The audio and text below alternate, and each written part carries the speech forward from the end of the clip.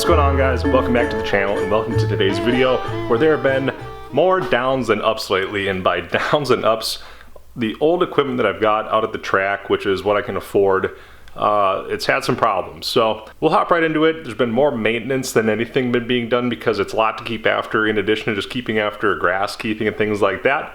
But we'll go over something real quick. I do have a giveaway that I've got for you guys, and there is no purchase necessary. And when we're done, we'll hop into the racetrack content and, more importantly, some more car action out there. So we've had a lot of fun over the last few weeks, and I've got a backlog of video to go over with you. So stick around, and if you watch through to the end of the video, you'll see how you can win either one of the two tools that I've got to give away. And you got to watch real carefully, but you're going to win something. Before we continue in today's video, there's some quick business to go over, and I'm not going to be paid for this. I was not paid for this, and I will not be paid for this if you buy any of this stuff. What I did is get a couple of these products from eDiagnostics, or eDiag for short, to give away to a couple of you guys. I've worked with them before on the channel, and this is one way that I can give back to you is by accepting things like this once in a while after I've looked at them and realized that, yeah, they are good products. To this day, I still use their ThinkScan TKS01 scan tool. It has more features than this more portable Y101. This is a more basic model, but this one's very good. I've used it before. I demoed it on the C6Z06, and it's your chance to win one of these two products. Or if you don't want to take your chances at winning, there is actually a discount code for both of these available in the description. There's links to both of these below. I'll give you a real quick overview on both of these things and show you how they work, and we'll continue on with today's video. So just as you would expect with the scan tool, it has all the features that you would hope to find in one of these things, especially one that's this sized. It's perfect to carry with you if you're going to have your vehicle out traveling or be doing whatever with it. Most people know that back in the day you used to be able to go to parts stores and you could borrow the scan tool and you could also erase codes. But nowadays, as far as I know, they don't let you do that. So plugged into the Trans Am, I've got two codes and I have no check engine light, and I'll tell you why that is. I see a mass or volume airflow A circuit low and A circuit high. I have no check engine light because this car runs on speed density and there's actually not a mass airflow sensor. So this is going to be throwing a code but not display a malfunction indicator light. This is something that's going to be real handy for you guys to have if you're going to check out a vehicle or any number of things like that. It does have freeze frame data. You have your IM readiness, so you can check out different stuff about the car as component testing features and stuff, and for 16 bucks, I defy you to find a better deal. That's why I will continue to share this stuff with you guys, because it is good stuff. So we'll hop up and check out the battery tester and move on with today's video. So this is not going to be meant to be a how-to video on this particular tool, but it's going to give you a quick idea. So you're going to go look at a vehicle, maybe you're going to buy it. This is a really cheap way to see whether or not the battery is good before you do anything. So we'll check this out in the vehicle. We'll do a battery test. It's a regular flooded battery. Cold cranking amps are 630 for a Duralast 75 DL. And it's showing 78% capacity. Now, this hasn't actually been on a battery tender or anything. As you can see, it even gives you the cold cranking amp availability at this time. 555 cold cranking amps, and that is about the same percentage less than what this is rated at a full charge. So, as far as I can tell, this does actually work.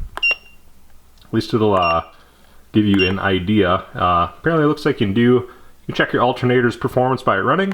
There's startup and load tests as well. So anyways, that's the BM560 battery load tester. It's got a whole bunch of features and I've just glazed the surface on them. But if you want either of these products for yourself, for sure, there will be two links in the description below. The 12 volt battery tester after your 50% coupon code, which is in the description at the link, is $24.99, and you will get 30% off of this YA101 scan tool, making it $16. And for you to get one of these for less money, and I will say that it does work as you hope it does. I mean, this is a bargain. So like I said, I'm not going to get a penny from any of this stuff, and I just want you guys to have an opportunity to buy this stuff, or more importantly, win.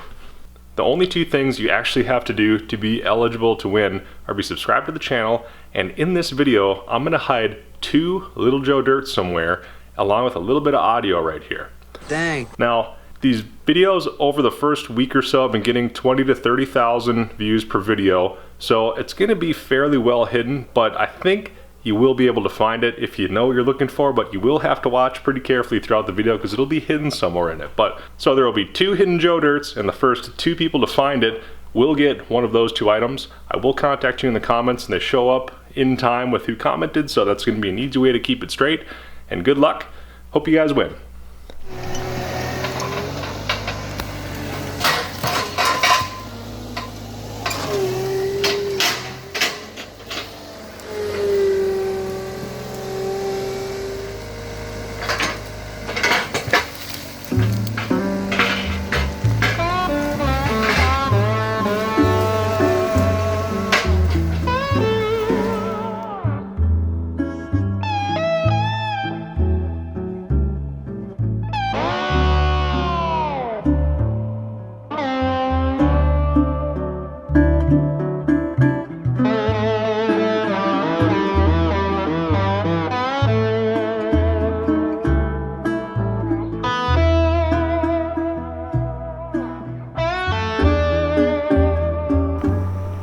Alright, so the load of scrap is all picked up here.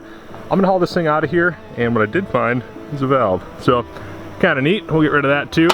But more importantly, I'm either gonna take this to the scrapyard tomorrow if I've got time, but scrap isn't worth a ton of money, especially when it's kind of mixed with some plastic and garbage. I don't think I'm gonna get top dollar for all this, so I'll see if I'm actually gonna scrap it or if I'm gonna have a friend of mine scrap it who does this full time. So,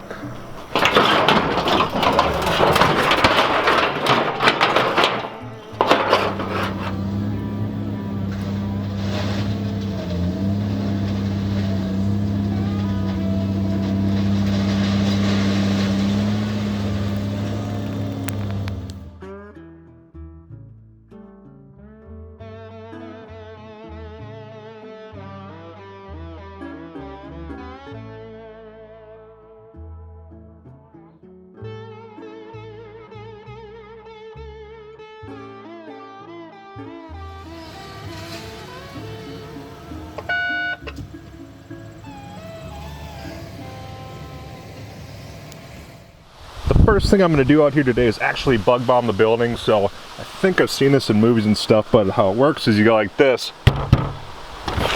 Frag out!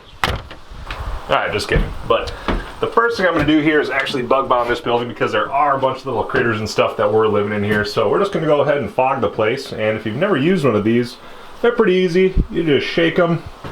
And when you're ready to bomb the place, you just push it and there we go. We're gonna let that run. We're actually gonna go ahead and do the same thing in the upstairs and downstairs of this building. And I don't think I showed in the last video, but we are gonna use this to store some stuff and just mostly use it as dry storage for now because it is cleaned up. My buddy Emac got all the birds nesting out of here and just really cleaned it up good. So what we're gonna do is bug bomb it. Good luck, fellas. And lastly, we'll take care of this one upstairs as well. While we're at it, I'll have to get another couple cans of this for the garage and whatnot, but this will be a good thing to do.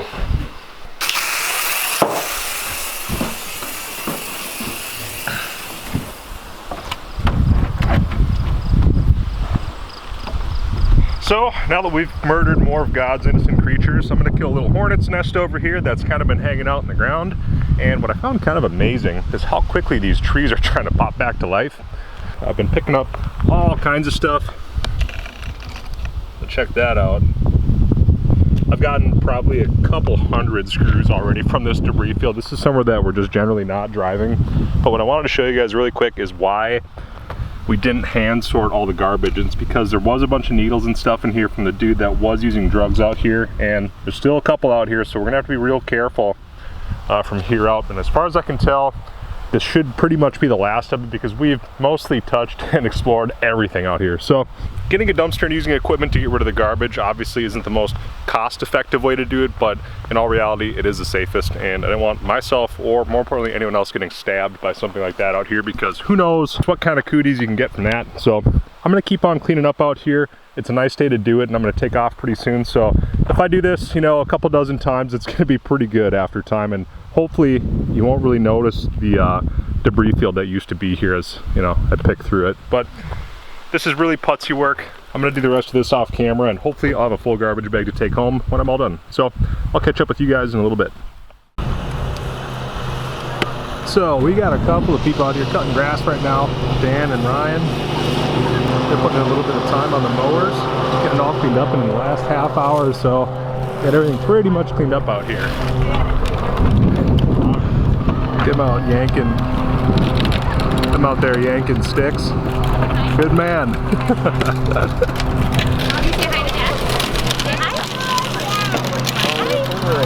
Say hi.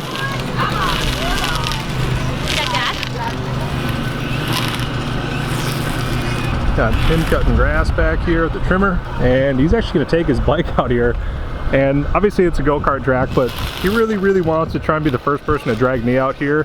So we got the track all blown off. He's got his tire warmers on, which are getting pretty hot, and I guess he's going to try and drag his knee around the corner. But for now, I'm going to go help him pick up sticks.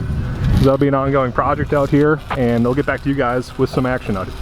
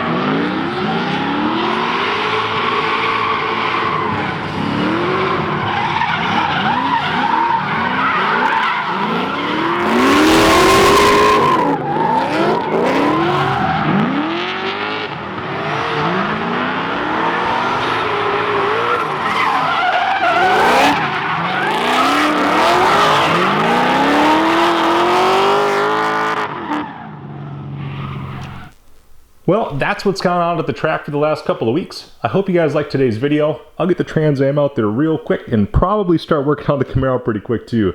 The rear end went out on it, and by the rear end, the rear pinion bearing took a dive, and I think it took out the carrier in there as well, if I had to guess, because that thing is growly. Luckily, I do have a replacement 10 bolt here, which has been on the ground for the last like 5 or 6 months, but now it's time to actually swap it. It'll be a 4-wheel disc brake car, and it'll have limited slip now, as well as still having a 323 gear ratio. So hope you guys liked today's video. If you did, subscribe so I can produce more content. If you would, drop a comment if you're supportive on the channel. It does help with the video's visibility across YouTube, and it gets suggested to more people. So hopefully some more people can check it out that like it just like you guys. So we'll talk to you guys in the next video.